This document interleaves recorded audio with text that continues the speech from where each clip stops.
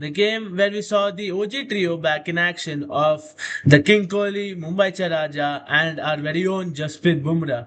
This was a game against England, which was a continuation of the World Cup preparation. Anyways, welcome back on 6 of 1 podcast. I know it has been long and we haven't been there. We've been caught up with a few tasks of our own. Sriyan can't be making it for this video as well. But anyways, I won't waste much of your time. I'll get straight to it. Uh, Obviously, England were batting first, and it was good power play bowling from India. If I can talk about it, they kept the pressure going. But I think Ben Duckett was the player who was trying to keep the scoreboard ticking in that opening partnership between him and Jacob Bethel. Bethel was finding it really difficult, was not able to time the ball as well. He had a good T20 series, but he couldn't reciprocate it in the ODI series over here. Bendakett kept the scoreboard ticking, but I think the pressure really got to them. They had a good partnership of 60, but once India got the first wicket, I think wickets just kept falling. They went from 61 for 1 to 80 for 5 in a span of 4 overs, 4.2 overs, about 26 balls. So they went to 80 for 5. It was really good pressure applied by the paces of India. There was a lot of bounce on offer, not as much of swing, but a lot of bounce on offer in this English conditions. I mean, should we be surprised? England and Edgbaston. Uh, it's like Pacers' dream to play in conditions like Australia, England, South Africa. Anyways, we saw, how vital Jasprit Bumrah is when he's back in the team. He's bowling for your side. You can see how much pressure he really puts. He picked up only a wicket that's there, but he gave only 31 runs in those 9 overs, and that really chokes the batting side.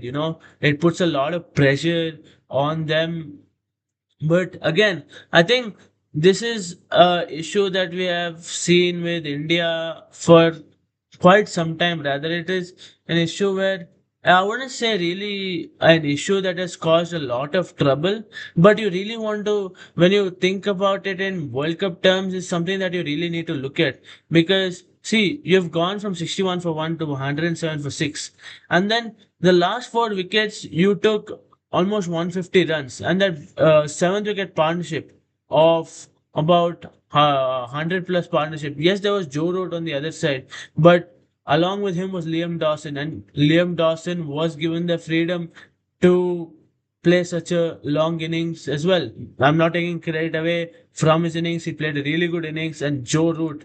I mean, we talk about the return of King Kohli, Rohit Sharma, and Jasprit Bumrah, but Joe Root is another delight to watch. I mean, from a neutral perspective, he's been these are the batters that have really defined world cricket over the past decade. Joe Root, Kane Williamson, Steve Smith, Virat Kohli, the so-called Fab Four, and that we've seen him in tests as well, how good he is, ODIs.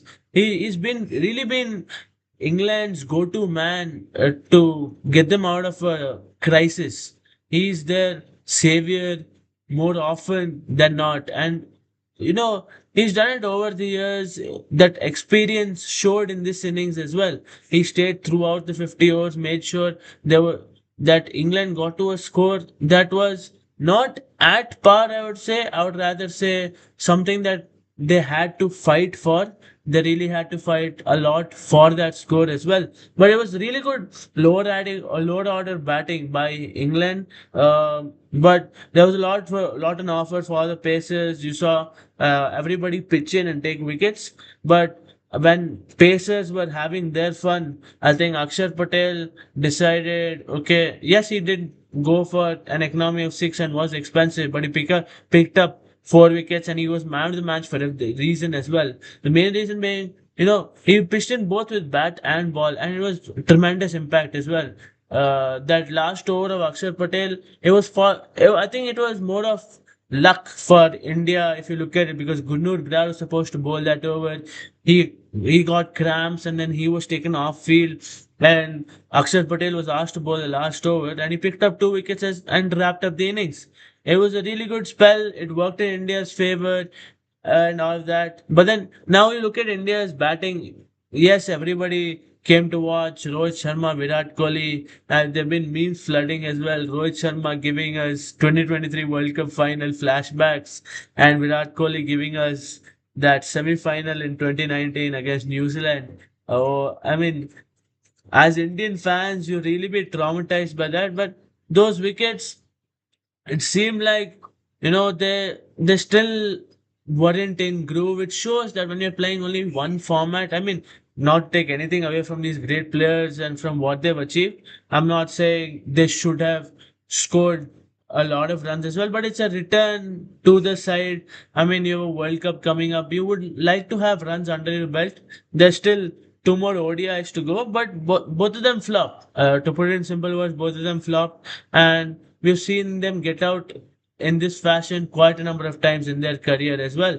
Uh, and especially when the ball was not swinging so much. I think when the target was just 259, they should have taken their time. Rohit Sharma, yes, took a lot of time, but still couldn't get going. Virat Kohli was just taken aback by, I think, the raw pace, because that delivery is what he usually flicks to the boundary and he couldn't pick it up.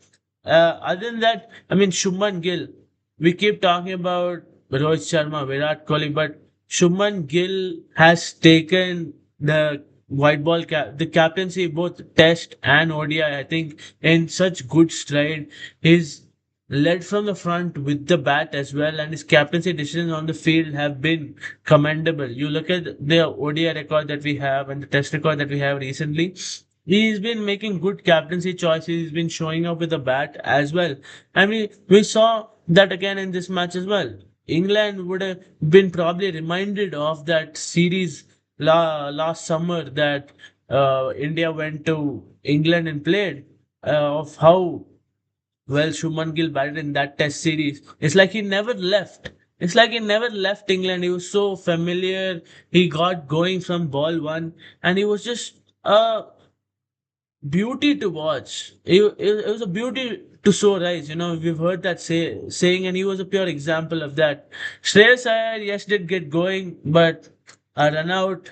I mean, Shreyas Iyer could have dived, but I mean, there are a lot of ifs and buts that you can list out in a match. But what's done is done. You have to work on it in on the next match. And the spin duo of Washington Sundar and Akshar Patel show how handy they are with the bat, why they play, why they're considered the underrated all-rounders of this Indian side. Uh, you know, it, they have been pitching up for India, raising their hands in situations where the wickets fell in, I wouldn't say clusters, because we just lost 4 wickets. But when you lose a quick wicket or two, you really want to get going again. I mean, they lost 2 wickets in Shreyas Iyer and Shubman Gill had a partnership. And Shubman Gill picked up an injury. Hopefully, he's all right for the next game, and we get to see him. Uh, but again, yeah, then Washington Sundar came. Shreyas Iyer got out, KL Rahul got out immediately after that. So you need a partnership going again to see the team through, and that's what Akshar Patel and Washington Sundar did, and that shows really good signs for this Indian side, saying, okay, we're not dependent on only the top order to perform. If there's a day that the top order collapses, the middle order has the potential to take the team through, get the team out of crisis, and post a respectable score. We know we have the bowling lineup for it. And you see that India's packed to the batting lineup as well. There's a reason why India has really been dominating cricket in all formats. Because of this depth that they possess, they have players for each position and then carrying out their roles really well as well. Yes, we had a bad T20 series in both against Ireland and England. I do not want to go there. I mean, let's focus on the ODI series. The mission is the World Cup. I did not want to go because that was one series that two series that really pissed me off. I mean, for a cricket fan who it wasn't just cricket. There was a lot of flaws in those series. But let's stick to ODI. Uh, Really good play. They kept that T20 series behind them. Whoever was part of that squad, they came in here, fresh mindset. Almost a different, entirely different team from the T20 setup. But yeah, I mean, it was an overall good performance for England. Jofra Archer was honestly the real threat, but that was in the start of the innings. Later, people started picking him really well. England's bowlers were not as threatening, really, for this Indian lineup. I think the Indian batsmen really read the pitch really well and played the innings smoothly, took the chase as ball by ball, and made sure that the game was sealed and done uh, way before itself. I mean, it was a really well crafted ODI innings, I would say, and a team effort really from this Indian side. It was a really good performance that I was happy with. There are some things that need to be worked on, as I said, and that I think they will be looking to work on in the next two ODIs as well. You really need to figure out. I mean, the good part about this series is the World Cup is in South Africa, so you need to be aware of how those conditions are. England is no South Africa, but you get it. Bouncy tracks, balls that swing a lot, heavy wind. You really need to get used to it.